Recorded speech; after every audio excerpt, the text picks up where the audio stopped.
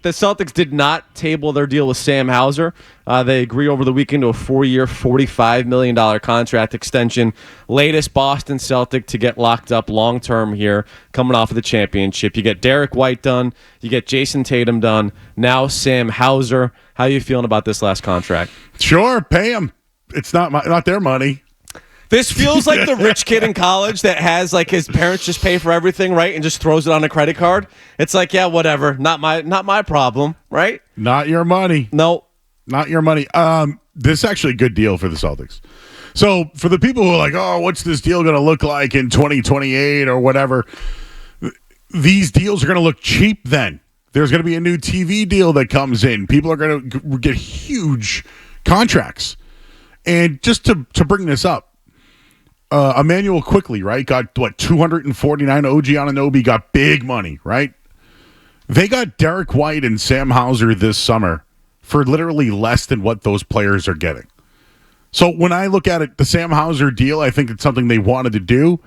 I think they got him on the option, then worked out the deal. But at $11 million for a guy who was fourth in the NBA, I remind you, in three-point attempt.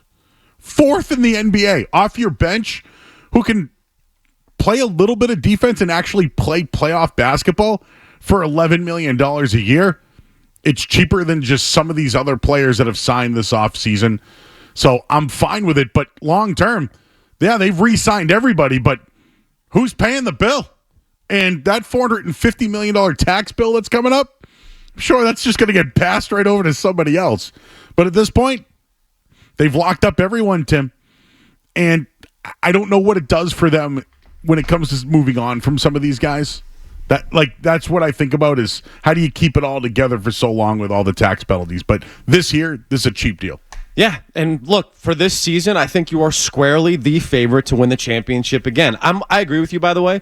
Some of these contracts, these players aren't going to be on the Celtics by the time that they're up. A guy like a Drew Holiday, someone like that, I could see them eventually offloading here as we get further down the line. But coming in next year, you have every single key piece locked up. I would say, Joe, one of my concerns would be potentially that, all right, now everyone has a long-term deal.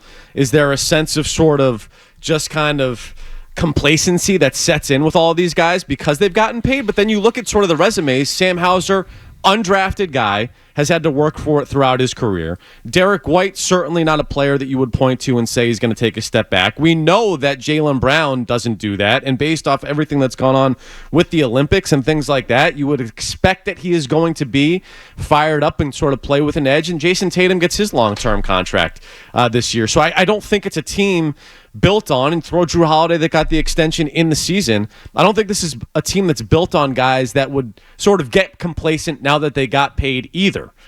When you look at the landscape of the NBA and some of the moves that have taken place here this offseason, whether it's Paul George going to the 76ers, the Knicks bringing in Mikal Bridges, do you still put the Celtics at the top of the list in terms of the Eastern Conference? Yep. They're reloading with one of the better teams of all time. So you can give me their path, you can give me who they played, you can all that stuff. Statistically, this was one of the best championship teams of all time. They're reloading and bringing everybody back. You mentioned complacency. I don't feel that way. Yeah. I think it's more of we believe in this group. We're going to lock you guys up because we believe that you guys could do this for the years to come. So there are some things happening with the Celtics this offseason that are distracting. But the one thing that's not is they believe in this group. They still believe, whoever ownership is or Brad Stevens or whatever, because I'm interested in his future, by the way. Side note, I'm interested in his future. But right now, with ownership changing and the team just winning a championship, they're reloaded and brought everybody back. And I think they're still ahead of Indiana, the 76ers, the New York Knicks. Yeah. To me, Tim, there's not another team that's truly competitive to this group. What makes you nervous about Brad Stevens? New ownership comes in. He's been doing his thing, right? Yeah. They've given him the keys to kind of run the show. What happens when a new owner comes in and starts getting $500 tax bills? Yeah. $500 million tax bills. Yeah, 500 would be nice. But yeah, start and then the they start a saying, bit. yeah, hey, Brad, I don't know, this Derek White deal's not looking so good. Now he lost his control. So is he going to go to another NBA team? Or does he look at it and say, maybe I want to go back home? I mean, Indiana is always going to be something that's brought up regarding Brad Stevens, right?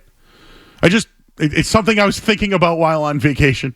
Yeah. And I sat there and I go, man, if there's a new owner coming in here, what's it going to mean for Brad Stevens?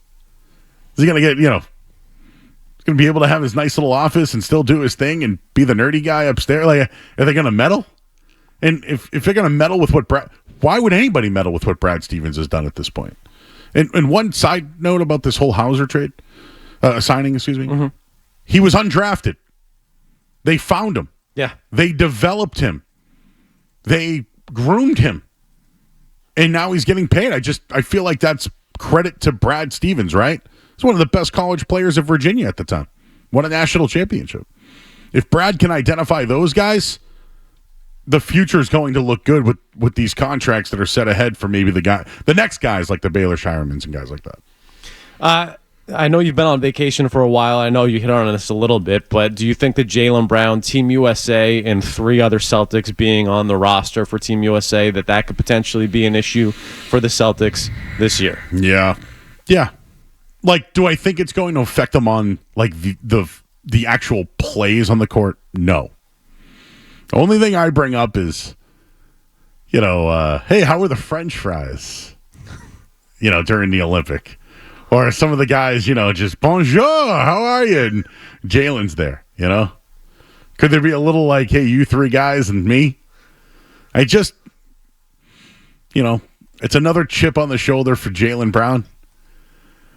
And I think he's valid 1,000%. But there might be a little, you guys and me, we're different people.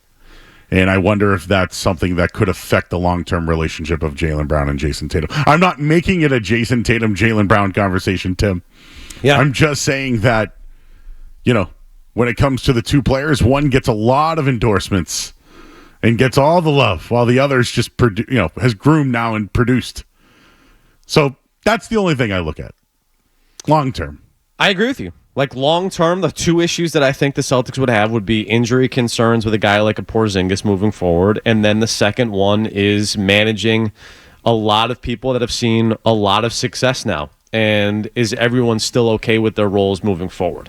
Those are sort of the 2 things that I think that can derail it. Because from a talent perspective, despite the fact that the 76ers landed Paul George, despite the fact that the Knicks had a great season last year, and Jalen Brunson looks like one of the best players in the NBA, and then you go and you add another Villanova Wildcat to the mix, right? And you're kind of continuing to sort of build in New York and bring in a guy like Bridges. I still think they're hands down the most talented team in the Eastern Conference, and right there in terms of should be favorites in the NBA as a whole.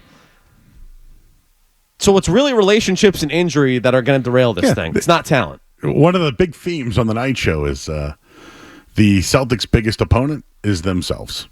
They how many times have we watched them in the past beat themselves? And some of their losses they had in the regular season, they beat themselves. And I just feel like finally they got over that hump.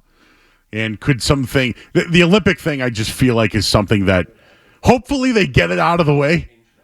Like, I hope there's a couple of jokes on it